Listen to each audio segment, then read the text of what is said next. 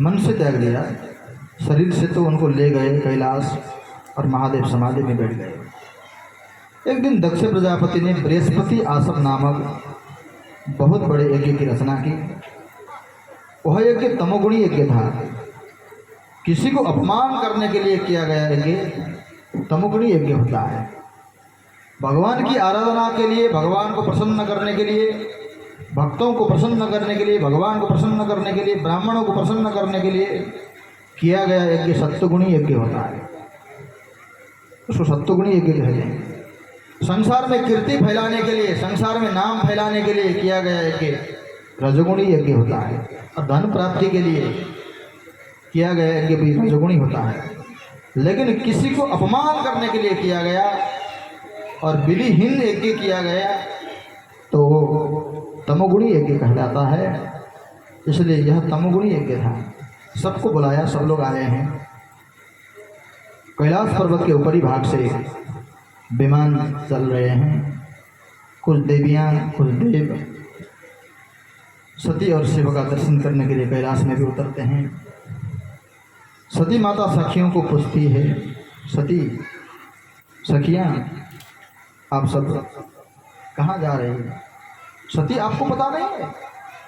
आपके मायके जा रहे हैं हम लोग। आपके पिताजी दक्ष प्रजापति ने बृहस्पति आश्रम नाम का बड़ा यज्ञ किया है, उसके दर्शन के लिए हम सब जा रहे हैं। पिताजी ने मुझे भी पत्र जरूर भेजा होगा, किसी को सूचना जरूर भेजा होगा, लेकिन लोग भूल गए होंगे, बीच में पत्र कहीं खो गया होगा, पोस्टमैन ने गायब कर दिया होगा शायद। पिताजी मुझे नहीं बोल सकते हैं, मैं लाडली बेटी हूँ, वो मुझे बहुत प्यार करते हैं। जरूर मुझे बुलाए होंगे लेकिन किसी ने सूचना नहीं पहुंचाई, उसकी गलती है। सती माता जाने के लिए उद्यत होती है, महादेव को कहती है। महादेव कहते सती मत जाओ, वह यज्ञ हमारे अपमान के लिए किया गया है। सती मानती नहीं, ऐसा नहीं हो सकता है, मेरे पिताजी ऐसा नहीं कर सकते, मेरे पिताजी ऐसा नहीं कर सकते। चाहे पिताजी कितना ही खराब हो, लेकिन बेटी के लिए बेटी अच्छा ही मानती है, अच्छा ही चाहती है। बेटी पिता के लिए एक मुख्य भूमिका निभाती है जीवन में। सुख दुख में बेटा से अधिक बेटी ख्याल रखती है। पिता का ख्याल बेटा से अधिक बेटी रखती है, ये निश्चित है। जिम्मेदारियां कुछ बेटा कर सकता है, लेकिन प्रेम और ख्याल अधिक पिता का बेटी ही रख सकती है। अब मेरे पापा ऐसे नहीं हो सकते हैं, मेरे पिताजी ऐसे नहीं हो सकते हैं, सपोर्ट कर रही सती। महादेव कह रहे नहीं, ऐसा नहीं है, नहीं ऐसा नहीं हो सकता है, आप गलत सोच रहे हैं। सती मानती नहीं है, हट करती है। स्त्री हट। जब मायके जाने की बात आती है फिर झूठ भी बोल सकती है ना, कुछ बहाने भी बना सकती है। जब बेटी को मायके जाने की जब बात आती है कुछ बहाने भी बना सकती है, कुछ झूठ भी बोल सकती है, बुलावा आया है बोल भी सकती है। बड़ा आनंद आता है मायके जाने की बात आती है तो, जब तक माँ बाप है तब तक ये भी ख्याल रहे, उसके बाद इतनी उत्सुकता नहीं रहती है। सती तैयार हो गई। महादेव सोचने लगे यहाँ भी मरने वाली है, वहाँ भी जाएगी तो मरना ही मरना है, निश्चित है। शरीर को त्यागना ही त्यागना है, ये निश्चित है। महादेव जानते हैं, महादेव अंतर्यामी है। राम कथा का अपमान, राम के प्रति शंका, सीता बनना और मुझसे झूठ बोलना, ये सती के ऊपर भारी पड़ गया है। फिर भी कुछ सेनाओं के साथ में, कुछ सिपाहियों के साथ में, अपने गणों के साथ में महादेव ने सती माता को कनखल भेजा है। हरिद्वार में कनखल दक्ष प्रजापति का राज्य है, और जहाँ से हमारे आचार्य श्री वहाँ के प्रधान पुजारी हैं, दक्ष प्रजापति मंदिर के हरिद्वार से पुजारी हैं। और हमने भी इस कथा गंगा को वहीं से शुरू किया था 2007 में।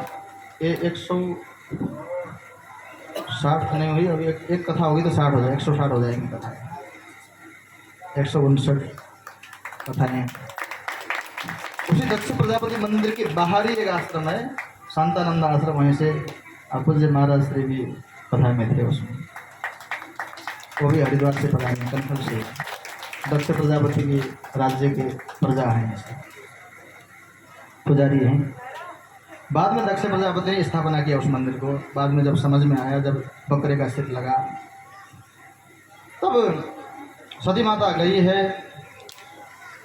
यज्ञ में पहुंचते यज्ञ में देखती है महादेव के लिए कोई आसन नहीं। पहले जब यज्ञ होते थे ना, भगवान स्वयं प्रकट हो जाते थे, देवी देवता सब आ जाते थे, आह्वान करने पर बुलाने पर सबके आसन लगते थे, लेकिन महादेव का कहीं आसन नहीं देखा। सती माता गई, सती माता जाते ही देखती है कहीं आसन नहीं है। दक्ष प्रजापति ने देख लिया, सती तू कैसे आ गई बेटी, तुमको तो मैंने बुलाया नहीं था, बुलाना तो चाहता था, लेकिन तुमको बुलाऊंगा तो वो तुम्हारा जो मसानवासी है वो दामाद भी आ जाएगा, और अकेला भी नहीं आता है, वो भूत प्रेतों को भी साथ में लाता है, इसलिए मैंने उसको नहीं बुलाया, तुमको इसलिए भी नहीं बुलाया। फिर भी तुम आ गए, चलो ठीक है, लेकिन अपने पति का अपमान असह्य हुआ। सती माता रोने लगी, और बहनें भी आ गई, दीदी दीदी बहन बहन कैसी हो कैसी हो, और जीजाजी कैसे हैं, और जीजाजी मसान में ही रहते हैं या घर बना लिए हैं। मजाक उड़ाने लगी सब, क्योंकि जब राजा मुख्य जो मालिक है, जो पिता है, वही ऐसा अपमान कर रहा है।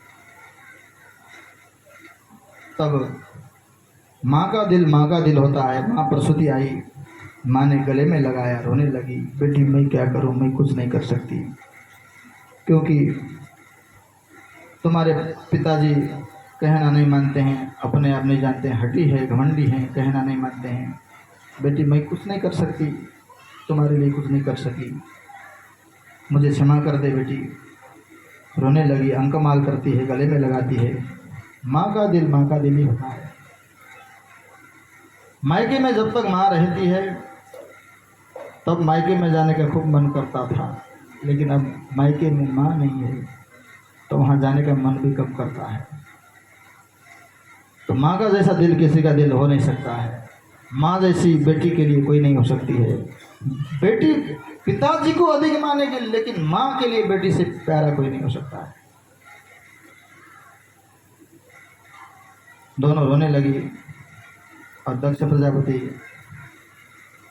चला गया, और फिर यज्ञशाला में जाती है, और यज्ञशाला में बैठे हुए सभासद और जितने भी देवी देवता लोग थे सबको कहती है, हे देवगणों, किम शिवा किम शिवम न विदुस्तदन्ने ब्रह्मादयस्तम बकिर्य जटा श्मशाने तन्माल्य भस्म नृकपाल्य बसत पिशाचे ए मूर्धभिर ददत चरणावसृष्ट। जिन महादेव की जटा से निकली हुई गंगा हिमालय से लेकर के समुद्र पर्यंत संपूर्ण भूमंडल को पवित्र करती है, ऐसे महादेव के बिना क्या आप लोग यज्ञ संपन्न कर सकोगे? सुनहु सभासद सकल मुनिंदा, जिन्होंने शंकर की निंदा सुनी, शंकर की निंदा करी, और उन सबका अस्तित्व नाश होगा, श्री नाश होगा, इसका नाश होगा, कीर्ति का नाश होगा। सबको श्राप दिया। सती माता यज्ञशाला के पास बैठ गई है, भगवान श्री राम का ध्यान करती है, भगवान श्री राम से क्षमा मांगती, प्रभु मुझे क्षमा करना, मैंने आपके प्रति शंका किया और मैं सीता भी बनी, क्षमा करना, और आप आशीर्वाद देना कि लाखों करोड़ों जन्म लेना पड़े, चाहे सयों जन्म लेना पड़े, जितने भी जन्म लेना पड़े, मैं पुनः महादेव को प्राप्त कर सकूं, मुझे आशीर्वाद दीजिएगा। और महादेव से भी क्षमा मांगा, और दक्ष प्रजापति को कहे, दक्ष प्रजापति तुम्हारे शरीर से मेरा शरीर पैदा हुआ है, तुम्हारा शिवद्रोही शरीर से पैदा मेरा यह शरीर भी हुआ है, इसलिए तुम्हारे खून में दूषण है, इसलिए अब इस शरीर को मैं रख नहीं सकती, क्योंकि तुम्हारे खून में दूषण है तो ये शरीर भी दूषण हो गया है, इसलिए मैं इस शरीर को रख नहीं सकती। सती माता ने अपने शरीर को वहीं योग अग्नि के द्वारा अस कहीं योग अग्नि तनु जारा भयउ सकल मख हाहाकारा, अस कहीं योग अग्नि तनु जारा भयउ सकल मख हाहाकारा।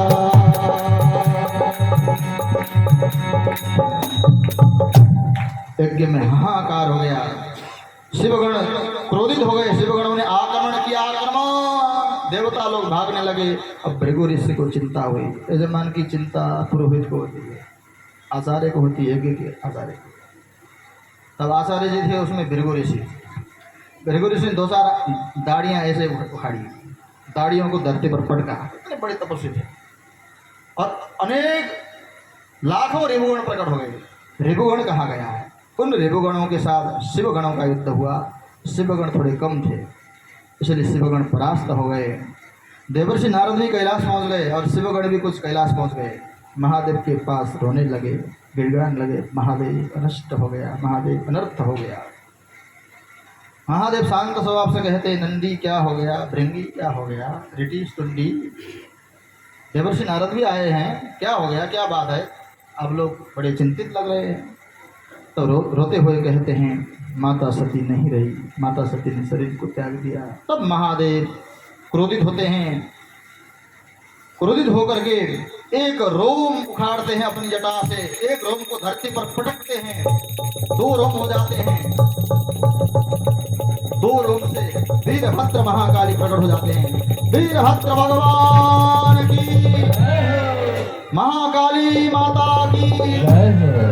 महाकाली माता के शरीर से अनंत योगिनियां प्रकट होने लगती है, 10 महाविद्याएं प्रकट होती है, क्रंदन करने लगती है, ब्रह्मांड हिलने लग जाता है, समुद्र उछलने लग जाते हैं, वीरभद्र गर्जना करने लगते हैं, पहाड़ हिलने लगते हैं। वीरभद्र महाराज अट्टहास करके बोलते हैं, महादेव आदेश करिए, प्रभु मुझे क्यों प्रकट किया? मैं 7 समुद्र को पी करके सुखा दूं, पहाड़ों को फोड़ करके मैदान बना दूं, अथवा इस पृथ्वी को कच्चे मिट्टी के बर्तन जैसे तोड़ करके समुद्र में बहा दूं, अथवा यक्ष गंधर्व किन्नर देव असुर किसी को बांध करके आपके चरणों में रख दूं। हुक्म करिए प्रभु, आदेश करिए। तब महादेव कहते, जाओ दक्ष यज्ञ को भंग करो, नष्ट करो। वीरभद्र महाकाली अपने अनेक गणों के साथ अट्टहास करते हुए, गरजते हुए कनखल तीर्थ में प्रवेश करते हैं। कुछ लोग भाग जाते हैं, कुछ लोग मर जाते हैं। दक्ष प्रजापति के सिर को छेदन करके वीरभद्र महाराज अग्निकुंड में डाल देते हैं। भृगु ऋषि के कुछ दाढ़ियाँ निकाल देते हैं।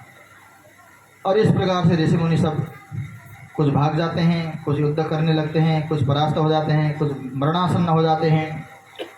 और वीरभद्र और भगवान नारायण का भी युद्ध होता है। भगवान विष्णु को भी वीरभद्र एक मुट्ठी से छाती पर मारते हैं और भगवान विष्णु भी मूर्छित हो जाते हैं। भगवान विष्णु भी मूर्छा खोलने के बाद महादेव की लीला को प्रणाम करते हुए यहाँ से निकलना ही ठीक है ऐसा समझ करके भगवान नारायण भी वैकुंठ चले जाते हैं। यजमान मर गया, प्रसूति माता विलाप करती है, आलाप करती है, रुदन करने लगती है। ब्रह्मा जी बड़े चिंतित होते हैं। ब्रह्मा जी सभी ऋषि मुनियों सहित, देवताओं सहित कैलाश पर्वत पहुँचते हैं। कैलाश पर्वत में जाकर के महादेव की स्तुति करते हैं, महादेव का गुणगान करते हैं। शिव शक्ति उत साक्षात महादेव प्रभु, आप जगदीश हैं, आप जगन्नाथ हैं, आप विश्वनाथ हैं। हम सब अनाथ हो रहे हैं। आपकी कृपा, आपकी करुणा जब तक नहीं होगी हम तब अनाथ हैं। हमें सनाथ बनाइए, हे जगन्नाथ, हे विश्वनाथ, हे प्रभु। सती माता की कहाँ मृत्यु होती है, ये तो लीला है। वो तो आद्य जगत जननी भवानी हैं, उनकी कोई मृत्यु नहीं होती है, तो एक लीला मात्र थी। प्रभु हमें क्षमा कर दीजिए, हम सबको, हम सब अनाथ हो जाएंगे। हे कृपालु, आप कृपा नहीं करेंगे तो हम अनाथ हो जाएंगे। इस प्रकार से स्तुति करते हैं, विनती करते हैं। आइए महादेव को हम भी सब मनाते हैं मिल करके। आदि है चंद्रमा सिर पे तेरे, आधा है चंद्रमा सिर पे तेरे, नागों की माला गले में तेरे, नागों की माला गले में तेरे। बाबा शंभु भोले, बाबा शंभु भोले, बाबा शंभु भोले। महादेव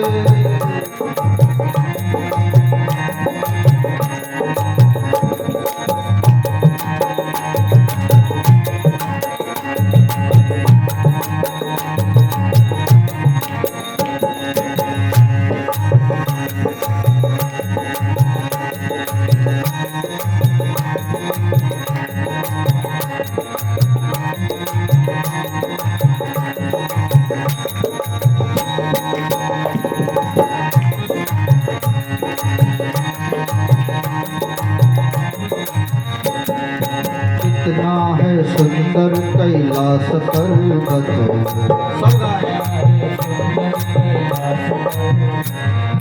कितना है सुंदर कैलाश पर्वत,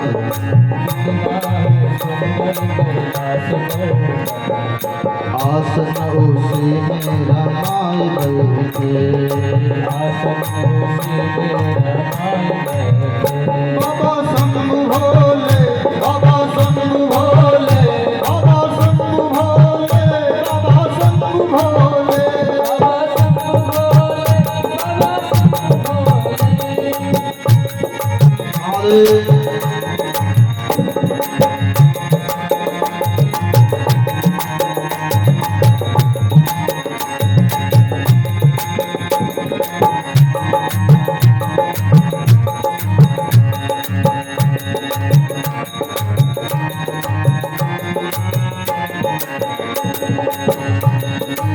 कितना है सुंदर बागमशाला,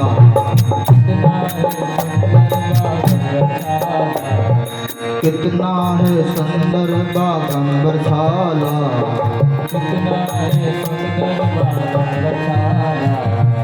तन पे उसी को रमाए बैठे,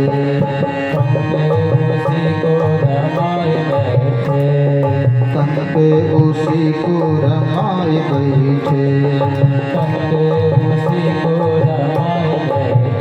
बाबा शंभु भोले, बाबा शंभु भोले, बाबा शंभु भोले, बाबा शंभु भोले, बाबा शंभु भोले, बाबा शंभु भोले,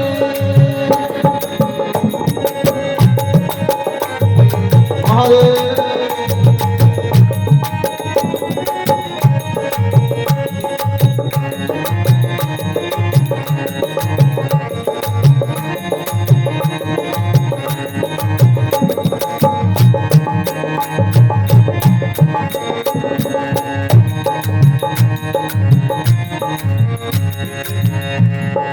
कितनी है सुंदर गौरा भगवान, कितनी है सुंदर गौरा भगवान,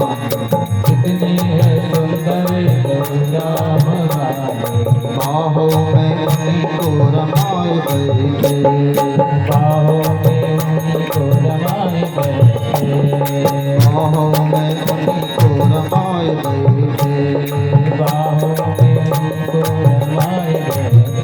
बाबा शंभु भोले, बाबा शंभु भोले, बाबा शंभु भोले, बाबा शंभु भोले, बाबा शंभु भोले, बाबा शंभु भोले, हरे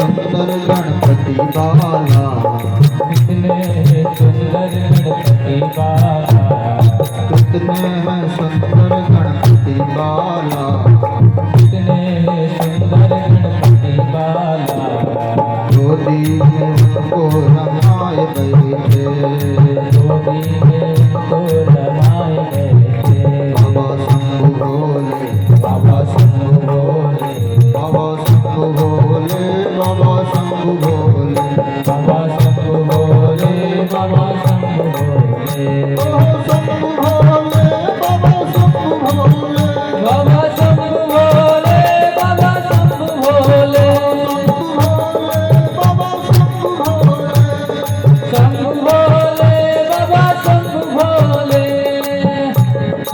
हरे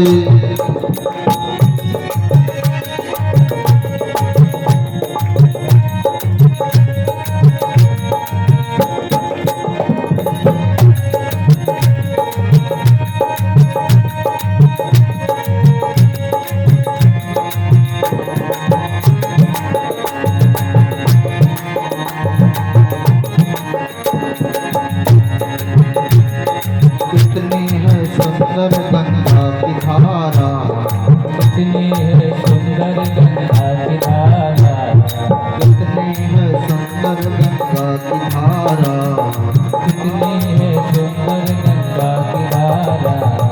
गंगा तरंग गमनीय जटाकलापं गौरी निरंतर विभूषित वामभागं नारायण मृणमदापहारं वाराणसीपुरपतिं भज विश्वनाथं भज विश्वनाथं भज विश्वनाथं। कितने है सुंदर गंगा की धारा, कितनी है सुंदर गंगा की धारा। सिर में उसी को रमाए गए थे, सिर में उसी को रमाए गए थे। बाबा शंभु भोले, बाबा शंभु भोले, बाबा शंभु भोले, बाबा शंभु भोले, बाबा शंभु भोले।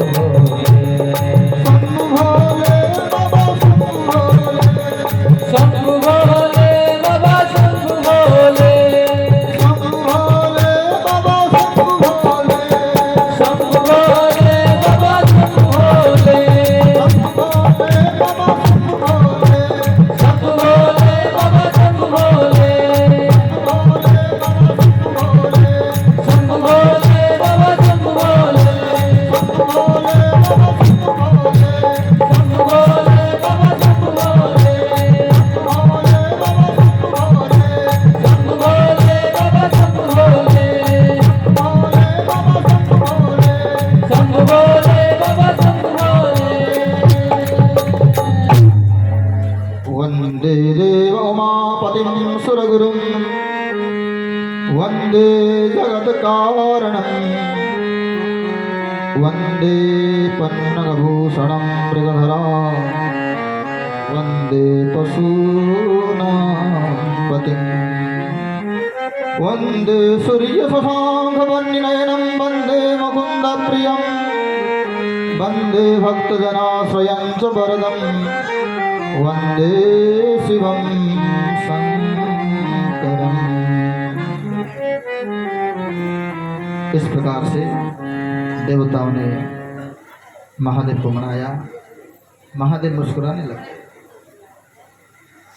और सबको आदेश दिया, आप जाइए, मैं अभी आऊँगा। सब लोग कनखलाए और महादेव भी आ गए और दक्षिण दिशा भेजा। वीरभद्र को बकरी का सिर ले आए, उसको दक्ष प्रजापति के सिर में मिला दिया गया, क्योंकि पहला वाला सर जो था वो अग्निकुंड में स्वाहा हो गया था, भस्म हो गया था। बकरे के सिर को मिलाया गया और अमृतमय दृष्टि से मृत्यु संजीवनी का पाठ किया। महादेव ने अमृतमय दृष्टि से देखा और दक्ष प्रजापति खड़ा हो गया। ऐसा डॉक्टर कोई देखा आपने आज तक? महादेव जैसा बड़ा कोई डॉक्टर हो सकता है क्या? बैठ दे। ऐसे ऑपरेशन किसी ने किया आज तक? किसी का सिर और किसी के शरीर में मिला के खड़ा कर दिया, प्राण डाल दिए अपनी शक्ति के द्वारा, अपनी विद्या के द्वारा। खड़ा हुआ और स्तुति करने लगा दक्ष प्रजापति। भूयाननुग्रहरहु भवता कृतो मे दण्डस्त्वया मयि मृतु यदपि प्रलब्ध न ब्रह्मबन्धुसुजवान् भगवन्नवज्ञा तुभ्यं हरेश कुत एव धृतव्रतेषु। प्रभु आपने बहुत बड़ी कृपा की। मैं अपने आप को ईश्वर समझने लगा था, अपने आप को मालिक समझने लगा था, अपने आप को स्वामी समझने लगा था। मेरे से श्रेष्ठ कोई नहीं है, क्योंकि मैं प्रजापति हूँ ऐसा लगने लगा था। अभिमान, अहंकार, घमंड इतना बढ़ गया था कि मैं अंधा हो गया था और मुझको सुधारा आपने। आप क्रोधित हुए, क्रोध होकर के ऐसा नहीं है, मुझको सुधारा। मेरा सुधरने का कोई चांस नहीं था, इसलिए आपने मुझे सुधारा, मुझे दंड दिया और मेरे ऊपर बड़ी कृपा की। मैं सुधर गया, अब सुधर जाऊंगा। तो शिवलिंग की स्थापना की है वो दक्ष प्रजापति महादेव मंदिर। महादेव वहीं प्रतिष्ठित हो गए उस समय से। दक्ष प्रजापति को आशीर्वाद दिया, तुम्हारी भक्ति से, तुम्हारी निष्ठा से मैं प्रसन्न हूँ, अब मैं यहीं नित्य विराजमान रहूँगा, ऐसा महादेव कहते हैं।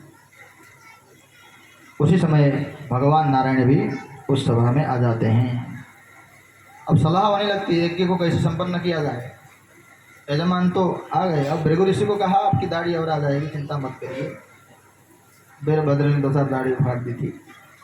भग नाम के प्रजापति का नेत्र निकाल दिया था, एक आंख से काम चला दीजिए।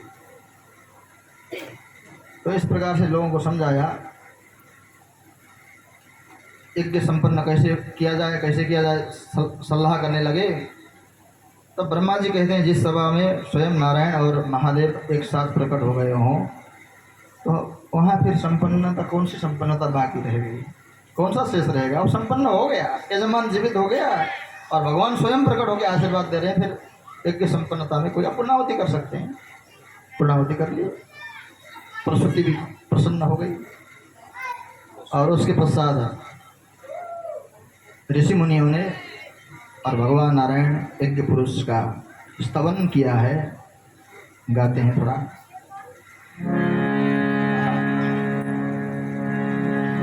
तम क्रतुस्तम हविस्तम होता स्वयं तम हि मंत्र समिदर्भ पात्राणि च तम सदसर्तजो दंपति देव अग्निहोत्रम सोदा सोम आद्यं पशु तत्पुरागं रसाया महाशुकर दंश्रया पद्मिनी वारणेन्द्रो यथा तूयमानो न लीलया योगी विदुर्जहर्थत्रयी गात्रयज्ञक्रतु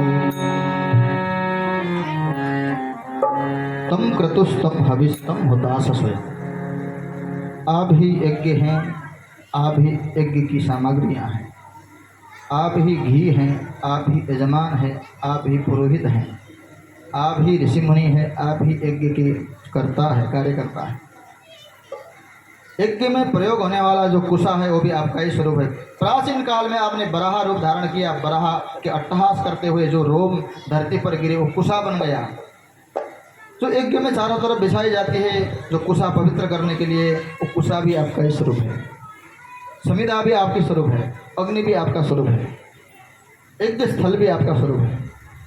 तम क्रतुस्तम हविस्तम होता स्वयं तम ही मंत्र समिद, मंत्र भी आपका ही स्वरूप है। दर्भ पात्राणि च, जितने भी पात्र हैं, जो बर्तन है, पात्र हैं, वो भी आपके ही स्वरूप है।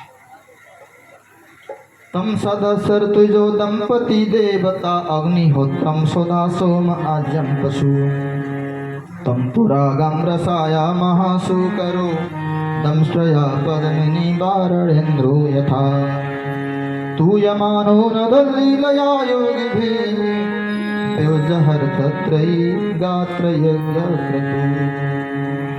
नाना भांति स्तुति की और सब लोग अपने अपने लोग चले गए। सभी प्रसन्न हुए, महादेव का आशीर्वाद मिल गया सबको। ये कथा सुनाई। अब मनु महाराज के 2 बेटे हुए। बेटियों का चरित्र, बेटियों का वंश वृत्तांत कथा यहीं संपन्न होती है। और पुराणों में ये भी कथा है, जो कथा यहाँ भागवत में नहीं है। महादेव ने सती माता के शरीर को अपने कंधे पे उठाए और पूरा त्रिभुवन में बेहोश होकर के घूमने लगे। ऐसी कथा स्कंद पुराण में भी है, देवी भागवत में भी है। और महादेव जहाँ जहाँ पहुँचे और सब लोग देवता लोग दुखी हो गए, तब नारायण ने सुदर्शन चक्र छोड़ा और सती माता के शरीर के अंग अलग अलग जगह गिरे। जहाँ जहाँ सती माता के अंग गिरे वहाँ वहाँ शक्तिपीठ बन गए। 108 शक्तिपीठ बन गए। ये कथा अन्य पुराणों में भी है। और मनु महाराज के 2 बेटे हुए, प्रियव्रत उत्तानपाद। छोटे हुए उत्तानपाद, बड़े हुए प्रियव्रत। और उत्तानपाद राजा का चरित्र सुनते हैं। जाये उत्तानपादस्य सुनीति सुरुचिस्तयोः। उत्तानपाद राजा की 2 रानियां थी। रानियां कौन थी? जाया थी, जाया पत्नी। जाया उसको कहा जाता है जिसने संतान को जन्म दे दिया है। पत्नी शब्द को जब जाया कहा जाए तो संतान वाली पत्नी को जाया कहा जाता है। जाया बहुवचन में, द्विवचन में जाए। जाये उत्तानपादस्य सुनीति सुरुचिस्तयोः।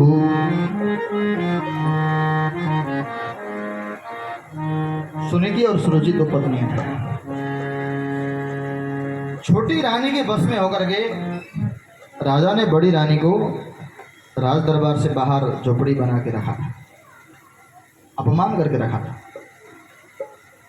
सुनीति से भी बेटा है, ध्रुव है, बड़ी सुनीति है, उनसे ध्रुव का जन्म हुआ है। और सुरुचि छोटी है जो राजा के साथ रहती है, उनका भी बेटा है उत्तम। एक दिन बड़ा वाला बेटा ध्रुव बाहर से अंदर राजमहल में आया। राजा राजगद्दी पर विराजमान हुए थे। उस समय आकर के सिंहासन में राजा की गोद में बैठ गया। छोटी रानी ने देख लिया, ए ध्रुव, तेरा ये दुस्साहस, तू दासी का बेटा है, इस राजगद्दी में बैठने का अधिकार नहीं है। यदि राजगद्दी में बैठना चाहता है, वन में जा, तपस्या कर, तपस्या के द्वारा भगवान नारायण को प्रसन्न कर, इस शरीर को त्याग कर और दूसरा जन्म मेरे गर्भ में आकर के वास कर। मेरे गर्भ से जन्म लेगा, फिर उसके बाद ही तू इस गद्दी में बैठ सकता है।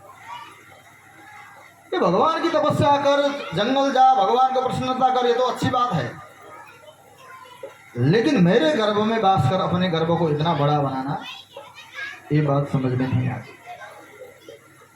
ये गलत बात है, ये अहंकार है, घमंड है। छोटे बालक ध्रुव, 5 वर्ष के बालक ध्रुव रोते हुए अपनी माँ सुनीति के पास जाते हैं। मैया मैया, छोटी माँ ऐसा ऐसा कहती, जंगल जा, तपस्या कर, नारायण को प्रसन्न कर। तो इतने में सुनीति कहती है, बेटा तुम्हारी माँ ठीक कह रही है, तुम्हारी छोटी माँ ठीक तो कह रही है। मनुष्य जन्म का सार और क्या है? मनुष्य जन्म का सार ही नारायण को प्रसन्न करना है, नारायण को प्राप्त करना है, नारायण की तपस्या करनी है, नारायण के लिए साधना करना है, नारायण के लिए यज्ञ करना है, नारायण के लिए हवन करना है, नारायण के लिए दान करना है, नारायण की तपस्या करनी है और नारायण को प्रसन्न करना है। ये पशु पक्षी नहीं कर सकते हैं, हम मनुष्य हैं, ये हमारा कर्तव्य है, नारायण को प्रसन्न करना चाहिए। ध्रुव जी कहते हैं, मैया आप कहती हैं तो मैं फिर बन जाऊंगा, बन जाकर के तपस्या करूंगा, अवश्य ही नारायण को प्रसन्न करूंगा, ये मेरा संकल्प है। तो आवेश में आकर के माता तो ऐसा कह लेती है, लेकिन बाद में फिर सोचती है बेटा कहीं जंगल में चला जाए। ध्रुव जी समझ जाते हैं। ध्रुव जी सोचते हैं अब माँ जाने नहीं देगी, माँ ने ऐसा कह तो किया लेकिन जाने नहीं देगी, जब जाने की बात कहूँ तब माँ सो जाती है। तो रात को ध्रुव निकल पड़ते हैं। 5 वर्ष के ध्रुव नारायण को प्राप्त करने के लिए चल पड़े। कपड़े न लगते पहुंच गए कलकत्ते, चल पड़े। कुछ पता नहीं है नारायण कैसा होता है, नारायण का मंत्र क्या होता है, लेकिन जिसको नारायण की चाह होती है, नारायण की इच्छा होती है, तो उसके लिए कोई सदगुरुदेव, वो भी नारायण ही भेजते हैं। सदगुरु को भेजने वाले भी नारायण होते हैं। तो सदगुरु के रूप में भी कोई सामान्य सदगुरु नहीं भेज रहे हैं, स्वयं देवर्षि नारद को भेज दिया, जाओ मेरे बच्चे का ख्याल करो। वो मेरे लिए चल पड़ा है, वो मेरा बेटा बन गया, मेरे बेटा का ख्याल रखना मेरा कर्तव्य है। जाओ नारद जी, आप उसका ख्याल करो, उसको समझाओ, उसको क्या करना है मार्ग निर्देशन करो। तब देवर्षि नारद चल पड़े। जिस दिशा से ध्रुव जी जा रहे थे उसकी विदिशा से देवर्षि नारद आए, नारायण नारायण करते हुए आए। ध्रुव जी ने संत को देख करके प्रणाम किया। अरे बालक, इस जंगल में अकेला देखने में राजकुमार लग रहा है, क्या कर रहा है यहाँ? ध्रुव जी कहते हैं, मैं उत्तानपाद राजा का छोरा बेटा हूँ और मेरा नाम ध्रुव है। मैं तपस्या करने के लिए, नारायण को प्राप्त करने के लिए जंगल जा रहा हूँ, मुझे जंगल जाने दीजिए। आप कौन है? मैं देवर्षि नारद हूँ। अरे बेटे, जन्म जन्म मुनि जतन कराही, अंतराम कहीं आवत ना। जन्म जन्म मुनि जतन कराही, अंतराम कहीं आवत ना।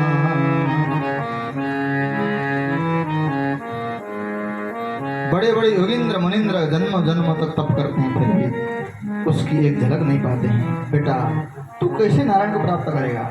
ये जंगल है, ये राजमहल नहीं है। यहाँ बड़े बड़े बब्बर शेर होते हैं, बड़े बड़े हाथी होते हैं, तुम्हें खा जाएंगे। वापस चला जा, मेरा कहना मान। मैं देवर्षि नारद हूं, तुमको अच्छा ही सलाह दूंगा। जा जा चला जा। क्या खाएगा यहाँ, कैसे जिएगा? ध्रुव कहते हैं नहीं, मैंने संकल्प कर लिया। मैं क्षत्रिय हूँ, मैं राजकुमार हूँ, मेरा क्षत्रिय संकल्प है। मैं जब तक नारायण को प्राप्त नहीं करूँगा, चाहे प्राण चले जाएं, चाहे कुछ चले जाएं, मुझे वापस नहीं जाना है। देवर्षि नारद तो परीक्षा ले रहे थे। देवर्षि नारद की परीक्षा में पास हो गए, ध्रुव जी से प्रसन्न हो गए। अहो तेजो क्षत्रियाणाम मानभंगम अमृष्यताम, अहो तेजो क्षत्रियाणाम। धन्य है ध्रुव, ये क्षत्रिय बालक का ये तेज, क्षत्रिय ऐसा क्षत्रिय होता है, इसको कहते हैं क्षत्रिय। ऐसी भक्ति वाले को क्षत्रिय कहते हैं। ये क्षत्रिय है, ये निष्ठावान है बड़ा। बालक तुम्हारे ऊपर मैं प्रसन्न हूँ, नारद हूँ, और क्या चाहते हो मेरे से?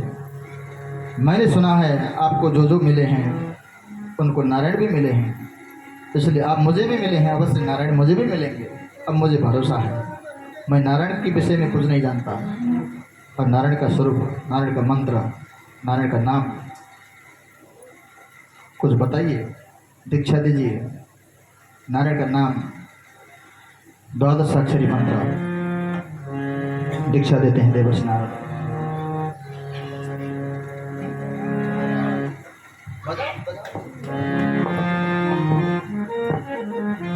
ओम नमो भगवते वासुदेवाय, ओम नमो भगवते वासुदेवाय, ओम नमो भगवते वासुदेवाय, ओम नमो भगवते वासुदेवाय, वासुदेवाय भगवन्नंदनाय, वासुदेवाय भगवन्नंदनाय। ओम नमो भगवते वासुदेवाय, ओम नमो भगवते वासुदेवाय, वासुदेवाय भगवन्नंदनाय, वासुदेवाय भगवन्नंदनाय। ओम नमो भगवते वासुदेवाय। ओम नमो भगवते वासुदेवाय। बालक किसी मंत्र का जप करना और भगवान का नाम भगवान से बड़ा होता है, ऐसे निष्ठा रखना। और भगवान का स्वरूप कैसा है? प्रशंस चक्रम किरीट कुंडलम सविधवस्त्रम सरसीरुषणम सहरवक्षस्थलकौस्तुभश्रियं नमामि विष्णुं शिरसा चतुर्भुजं, नमामि विष्णुं शिरसा चतुर्भुजं, नमामि विष्णुं शिरसा चतुर्भुजं।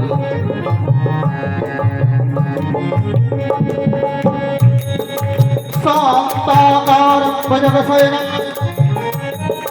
पद्मनाभं सुरेशं विश्वाधारं गगनसदृशं मेघवर्णं शुभांगं लक्ष्मीकान्तं कमलनयनं योगिविरधारगं वन्दे विष्णुं भवभयहरं सर्वलोकैकनाथम्। ओम नमो भगवते वासुदेवाय, ओम नमो भगवते वासुदेवाय, ओम नमो भगवते वासुदेवाय, ओम नमो भगवते वासुदेवाय, वासुदेवाय भगवन्नंदनाय, वासुदेवाय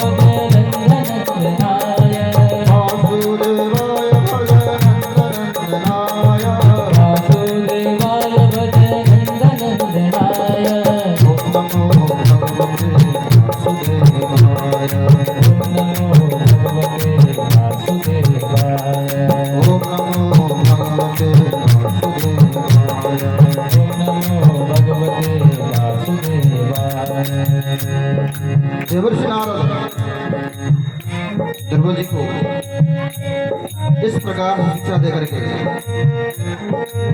मधुबन जाने का आदेश देते हैं।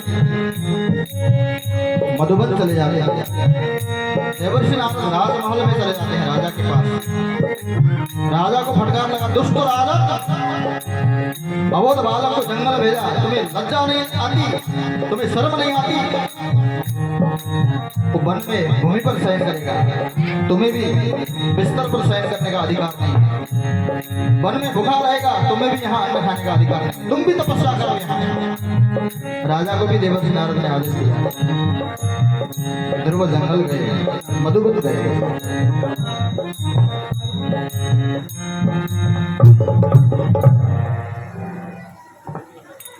ध्रुव मधुबन गए। प्रथम महीने में 3 दिन में एक दिन कंदमूल फल खा करके एक पांव पर खड़े होकर के ओम नमो भगवते वासुदेवाय इस मंत्र का जप करके भगवान श्रीमन नारायण का ध्यान करते थे। दूसरे महीने में 6 दिन में एक दिन जल पी करके भगवान की भक्ति करते थे। तीसरे महीने में 9 दिन में एक दिन सूखे हुए पत्ते खा करके भगवान का ध्यान चिंतन मनन करते थे। चौथे महीने में 12 दिन में एक दिन केवल वायु का पान करते थे। 5वें महीने में वायु को भी अवरुद्ध कर दिया। 6ठे महीने में संपूर्ण ब्रह्मांड के चराचर सृष्टि के प्राणियों की श्वास प्रश्वास गति अवरुद्ध हो गए। देवताओं के ऋषि मुनियों के पेट फूलने लगे, शौचादि क्रिया बंद हो गए, त्राही त्राही मच गई। क्या हो गया, क्या हो गया, कौन सा रोग आ गया? कोरोना जैसा ही क्या आ गया पता नहीं, दिखता कहीं नहीं है। कोरोना कोरोना कोरोना टीवी में खूब आ रहा है, ऐसा कहते थे, पर अब तो दिख गया लोगों को। शुरू में जब आया तो सब ऐसा ही लगने लगा। सभी लोग ब्रह्मा जी के पास गए। ब्रह्मा जी कहते मेरा भी यही हाल है, और मेरे जो बाहर बैठे द्वारपाल का भी यही हाल है, मेरा भी पेट खराब चल रहा है, आजकल पेट फूल गया है। ब्रह्मा जी को आगे लगा करके सब वैकुंठपति नारायण के पास गए। भगवान नारायण ने आंख बंद करके देखा, क्या बात है, मधुबन में ध्रुव मेरे लिए तपस्या कर रहा है। उसने अपनी प्राणायाम विधि के द्वारा वायु को अवरुद्ध कर रखा है, जिसके कारण संपूर्ण ब्रह्मांड चराचर सृष्टि तप रहा है, परितप्त हो गया है। तब इसका निदान, इस समस्या का हल मैं करूंगा, सबको आश्वासन दिया। और भगवान श्रीमन नारायण ध्रुव जी का दर्शन करने नहीं, दिदृक्ष दर्शन करने नहीं, दर्शन देने नहीं, दर्शन करने के लिए मधुबन चले आए। गरुड़ पर सवार हुए और ऐसे खड़े हो गए ध्रुव के आगे। ध्रुव की आंख बंद है, आंख नहीं खोल रहे, बहुत समय हो गया, भगवान इंतजार कर रहे हैं। ध्रुव की आंख बंद है क्योंकि भगवान अंदर है। तो भगवान ने सोचा बहुत प्रतीक्षा कराएगा ये, और भी बहुत सारे काम हैं, बहुत जगह पहुंचना है।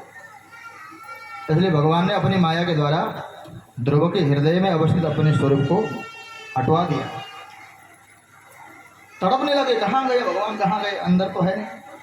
आँख खोले, जैसे आँख खोलते ही बाहर जो अंदर थे वही बाहर दिखे।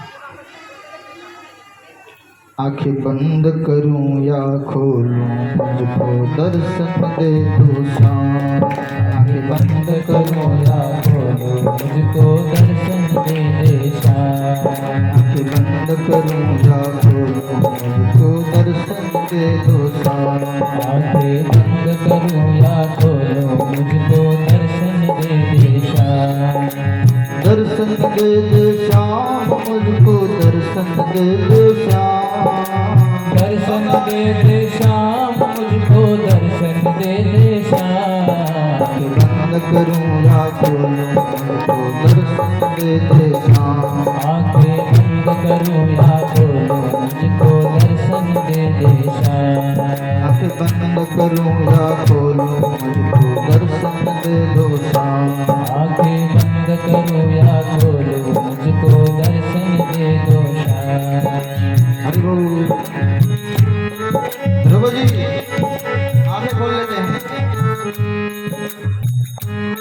खोलना चाहते हैं, दर्शन हो गए, कुछ खोलना चाहते हैं, कुछ बोलना चाहते हैं, कुछ कहना चाहते हैं, लेकिन अबोध बालक, निरक्षर बालक क्या कहें, कुछ कह नहीं सकते।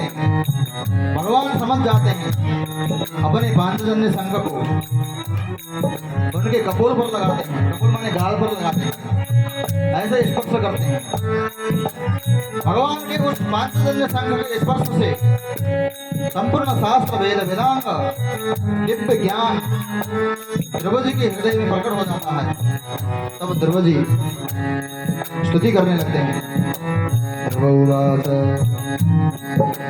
ध्रुववाच यन्त प्रविश्य महवाच नमां प्रसुप्ताम्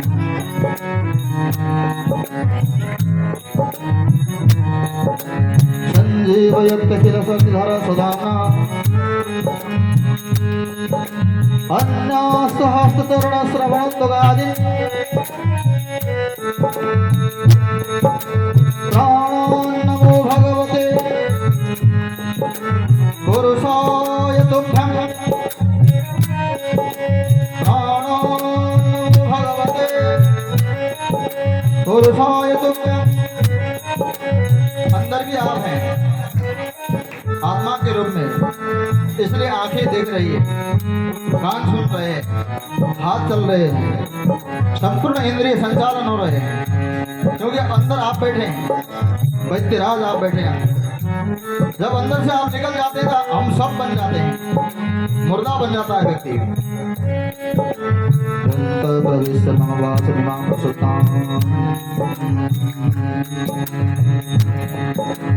संजीवयुक्त किल शक्तिधर सुधाम्ना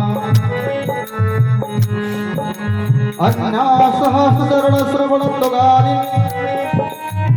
ऐसे प्राण स्वरूप श्री हरि को मेरा बारंबार प्रणाम है। प्राणान नमो, प्राणान माने प्राण स्वरूप, प्राणान नमो भगवती पुरुषाय तुभ्यं। ऐसे महापुरुष को प्रणाम है मेरा। मुखं करोति वाचालं अंगुलं घयते गिरिं यत्कृपातमहं वन्दे परमानन्दमाधवम् परमानन्दमाधवम् परमानन्दमाधवम् परमानन्दमाधवम् मुखं करोति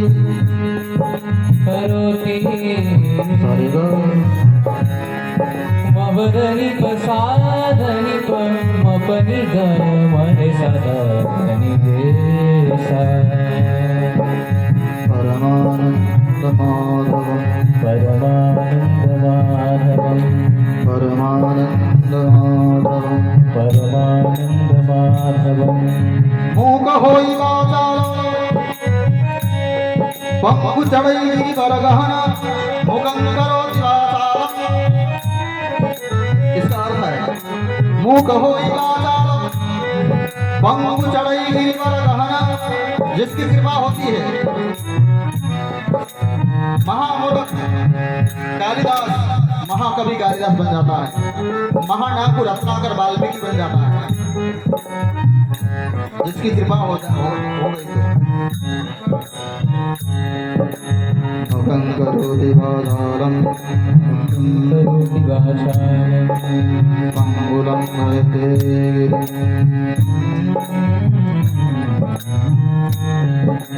यत्कृपातमहं वन्दे वन्दे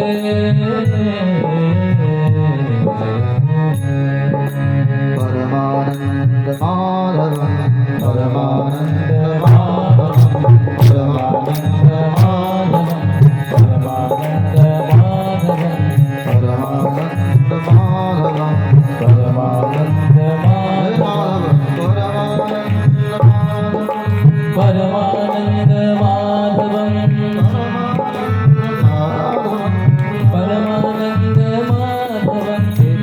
करूं या तो मुझको दर्शन दे दो, आंखें बंद करूं या तो मुझको दर्शन दे, आंखें बंद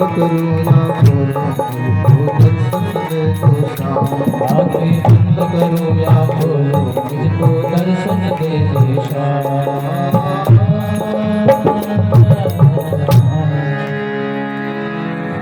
सच्चिदानंद भगवान की जय हो, भक्तवत्सल भगवान की जय हो। आंखें बंद करूं या खोलूं, मुझको दर्शन दे दो। द्रौपदी जी को कहते हैं, बेटे आज से तू मेरा बेटा है, क्या मांगना चाहते हो मांग लो, जो भी इच्छा हो मांगो, देने के लिए तैयार हूँ। द्रौपदी जी कहते हैं, जब आप मिल गए तो सब कुछ मिल गया, आप मिल गए तो पूरा संसार मिल गया, अब मांगने के लिए क्या रहेगा। हीरा मिल गया तो फिर सोना चांदी और कंकड़ पत्थर की क्या आवश्यकता है, आप हीरा मिल गए, कुछ नहीं चाहिए। तो भगवान कहते हैं, बेटा मैं चाहता हूँ तू राजा बने, मैं तुमको देखना चाहता हूँ, तेरे को राजा के रूप में मैं देखना चाहता हूँ, तो राजा बन, मेरा आदेश है, मेरा निवेदन भी है, तू राजा बन। और अनेक वर्षों तक राज्य करके अंत में तुम्हारे लिए ध्रुवलोक का मैं निर्माण कराऊंगा, वहां जा करके ध्रुवलोक में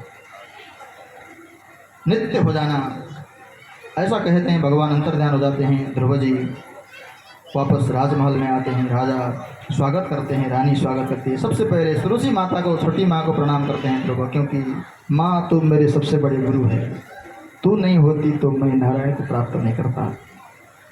उसका चित्त भी पवित्र हो जाता है, पवित्र हो जाता है। सुरुचि भी आज विवश होकर के ध्रुव की बन जाती है, ध्रुव की भक्त बन जाती है, वो माँ नहीं रहती है, भक्त बन जाती है। ध्रुव जी राज्य करते हैं और राजा को पश्चाताप होता है, आज तक राजा ने भी 6 महीने तक कुछ खाया पिया नहीं है। जौ, गाय को जौ खिलाते थे, गोबर से जो जौ आ जाता था उसको बीन करके, उसको उबाल करके उसका पानी पीते थे, जो भरत जी ने किया था 14 वर्ष तक। राजा की तपस्या भी सफल हो गई, राजा का अंतःकरण भी पवित्र हो गया। आज राजा सोचने लगे, मेरे 5-6 वर्ष के इस बच्चे ने नारायण को प्राप्त किया, मैं बुढ़ा हो गया, दाढ़ी सफ़ेद हो गई, दांत निकल गए, अब भी राजा राजा गद्दी गद्दी, क्या लगा पड़ा हूँ मैं, मेरे को धिक्कार है, इस बच्चे के जैसा भी नहीं हूँ मैं। राजा को वैराग्य हो गया। द्रौपदी जी को राजगद्दी में बिठा करके राजा उत्तानपाद जंगल चले गए, उसको प्राप्त करने के लिए, नारायण को प्राप्त करने के लिए। चक्रवर्ती सम्राट को भिखारी बना देता है ये कन्हैया, देखिए कैसे बनाता है। जंगल में जाने का मतलब क्या है, वह खाने पीने को कुछ मिलना नहीं है, लंगोटी पहनना है और एक खप्पर में थोड़ा भिक्षाटन करना है, कंदमूल फल खाना है।